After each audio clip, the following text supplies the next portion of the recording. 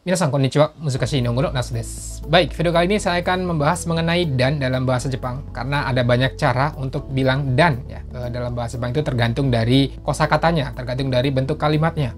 Baik, langsung aja kita mulai. Yang pertama adalah menggunakan partikel to. Nah, partikel to ini digunakan ketika menghubungkan kata benda ya, yang sejajar. Contohnya seperti apa? Ya, misalnya, kesa shokudo de pan to tamago tabemashita. Oke, kesa tadi pagi, shokudo itu kantin, pan to tamago, roti dan telur, tabemashita makan. Ya, jadi tadi pagi saya makan roti dan telur di kantin. Jadi roti dan telur ini pakai partikel to sebagai penghubungnya.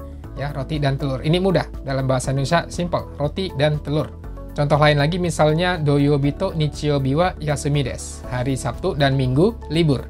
Doyobi to nichiyobi. Ini sama-sama hari gitu ya. Hari Sabtu dan hari Minggu. Satu lagi misalnya, ini contohnya agak sedikit berbeda. Neko to inu to dochira ga suki desu ka? Ini kayak antara neko dan inu, antara kucing dan anjing. Dochira ga suki desu ka? Yang mana yang kamu lebih suka? Atau kamu lebih suka yang mana? Ya, antara kucing dan anjing. Kalau ini harus ada dua to karena polanya memang seperti itu ya. Neko to inu to dochira ga suki desu ka? Nah, berikutnya selain menggunakan partikel to bisa juga dengan soshite.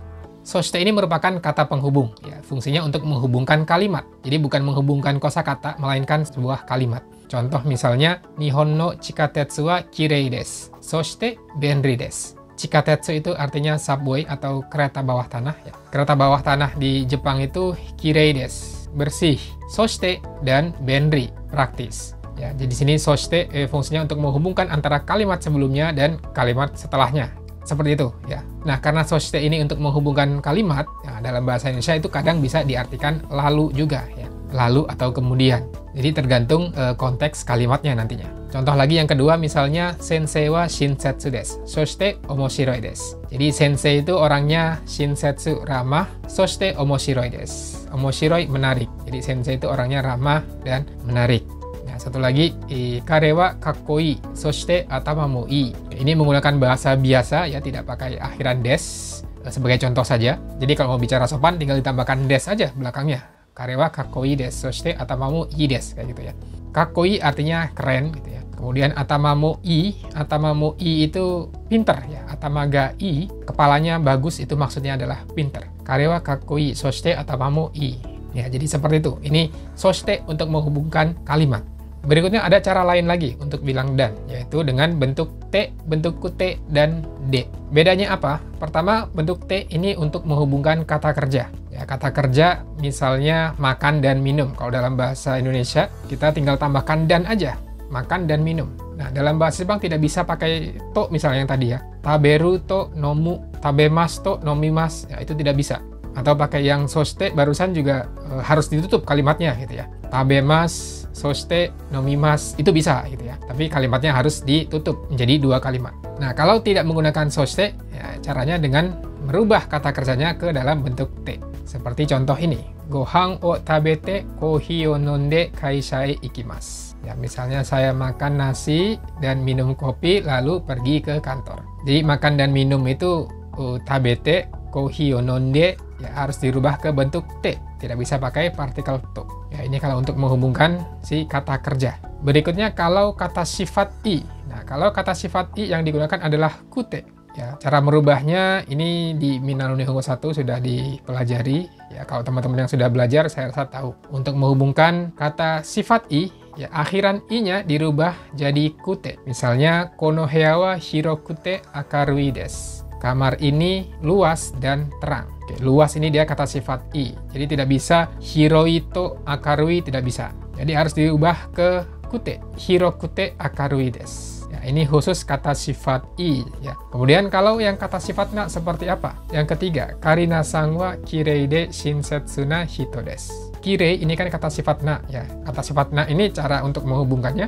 Ya, kalau mau bilang cantik dan ramah tidak bisa kirei to atau kirei kute, tidak bisa. Ya, harus kirei de. Kata sifatnya ditambahkan de di belakangnya. Karina-san wa kirei de shinsetsu na hito desu. Karina-san adalah orang yang cantik dan ramah. Berikutnya untuk kata benda itu sebenarnya sama, pakai de juga. Nah, tapi kata benda di sini beda dengan kata benda yang di awal tadi yang menggunakan partikel to ya, seperti pan to tamago atau doyobi to nichiyobi. Nah, ini sedikit berbeda dengan kalimat yang tadi. Contohnya seperti ini. Misalnya, Ii-san wa Kankokujin de Sakura Daigaku no gakusei desu. Nah, ini kan dalam bentuk kata benda gitu ya. Artinya itu Ii-san adalah orang Korea dan dia adalah mahasiswa Universitas Sakura. D-nya ini lebih mendekati sebagai penghubung antara kalimat atau kosakata sebelumnya dengan sesudahnya. Ya, contoh lagi misalnya Mira-san wa 25 sai de dokushin desu. Mira-san itu dia saat ini usianya 25 tahun dan dia masih single, masih lajang gitu ya. Nah, ini yang dihubungkan tidak sejajar, nggak kayak tadi Doyobi to Nichiyobi, ya itu Sabtu dan Minggu. Ini tuh lebih kepada untuk menghubungkan atau menambahkan informasi lain lagi. Misalnya Mira-san itu usianya segini dan dia masih single. Nah, itu kan single ini informasi tambahan. Atau Ii-san itu orang Korea dan dia adalah mahasiswa Universitas Sakura. Nah, itu kan informasi tambahan mengenai Ii-san ini. Nah, jadi ada sedikit perbedaan. Nanti ketika kita menerjemahkan dari bahasa Indonesia ke dalam bahasa Jepang misalnya, itu harus diperhatikan. Jangan sampai bingung milih apakah pakai partikel to atau pakai partikel de. Nah, itu harus dilihat dari struktur kalimatnya seperti apa. Kalau cuman bilang bolpen dan pensil, laptop dan HP, nah itu pakai partikel to aja gitu ya. Tapi kalau digunakan sebagai informasi tambahan, ya seperti yang nomor 4 dan 5 ini, caranya adalah dengan menambahkan de. Baik, satu lagi yaitu dengan menggunakan partikel ya. Ya, ya ini dia agak sedikit berbeda cara penggunaannya. Ya, digunakan untuk menghubungkan benda juga, tapi benda yang mewakili. Jadi nanti dia tuh mengandung makna dan lain-lain. Contoh misalnya hako no naka ni hon ya zashi nado ga arimasu. Artinya itu di dalam kotak, hako no naka ni itu artinya di dalam kotak, hon buku, zashi majalah. Jadi di dalam kotak itu ada buku, majalah dan lain-lain. Ya, mengandung makna dan lain-lain. Jadi nggak cuma buku dan majalah aja, ada barang lainnya yang tidak disebutkan. Nah, di sini pakai nado. Ini dia opsional, bisa digunakan, bisa tidak. Jadi kalau nadonya dihilangin, itu tidak masalah. Ya, misalnya seperti yang kedua. Tanjobi ni fukuya kutsu wo moraimashita. Tanjobi ulang tahun. Di hari ulang tahun, saya mendapat baju, sepatu, dan lain-lain. Jadi dia mendapat tidak hanya baju dan sepatu saja, saya mendapat baju dan sepatu, dan ada barang lainnya yang tidak disebutkan. Ya. Contoh lagi misalnya, Tokyo ya Osaka e ikitai desu. Ya, artinya saya ingin pergi misalnya ke Tokyo, Osaka, dan kota-kota lainnya. Tokyo dan Osaka ini hanya sebagai contoh saja yang mewakili. Jadi sebenarnya ada banyak kota-kota yang ingin dikunjungin, ya misalnya Tokyo atau Osaka. Kalau yang nomor 1 tadi, ya ini berarti di dalam hako atau di dalam kotak itu ada banyak barang. Ada majalah, ada buku, mungkin ada pulpen, ada pensil, ada kamera misalnya. Dalam kotak itu ada banyak sekali barang, terus kita cuma menyebutkan 2 saja. Kan nggak mungkin kita sebutin satu-satu semuanya misalnya gitu ya. Beda ini dengan to ya. Kalau partikel to, misalnya mau menggunakan hong to zashi ga arimasu, itu berarti ada buku dan majalah saja. Itu aja, cuma 2 aja kalau pakai partikel to ya. Sedangkan ketika menggunakan ya, ada barang lainnya yang tidak disebutkan.